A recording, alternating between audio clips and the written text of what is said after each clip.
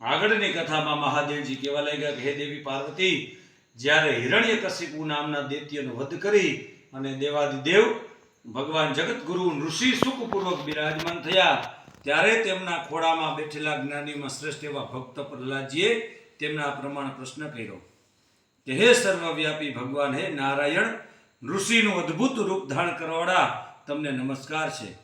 હે સુરશ્રેષ્ઠ, હું તમારો ભક્ત છું, તેથી યથાર્થ વાત જાણવા માટે તમને પૂછું છું. તો હે ભગવાન, હે સ્વામી, તમારા પ્રતિ મારી અભેદ ભક્તિ અનેક પ્રકારે સ્થિર થઈ છે.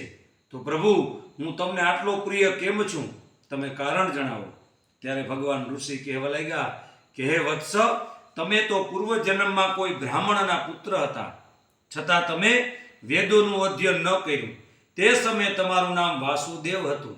તે જન્મમાં તમારા વડે કોઈ પુણ્ય ન થવા પામ્યું, માત્ર મારા વ્રતના પ્રભાવથી મારા પ્રત્યે તમારી ભક્તિ થઈ ગઈ.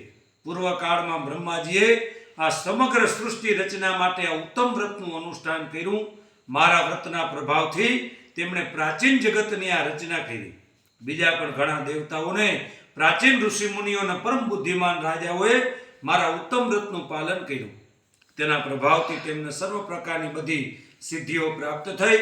સ્ત્રી હોય કે પુરુષ, કોઈ પણ આ ઉત્તમ વ્રતનું અનુષ્ઠાન કરે તેમને હું સુખ, ભોગ અને મોક્ષ રૂપી ફળ આપું છું.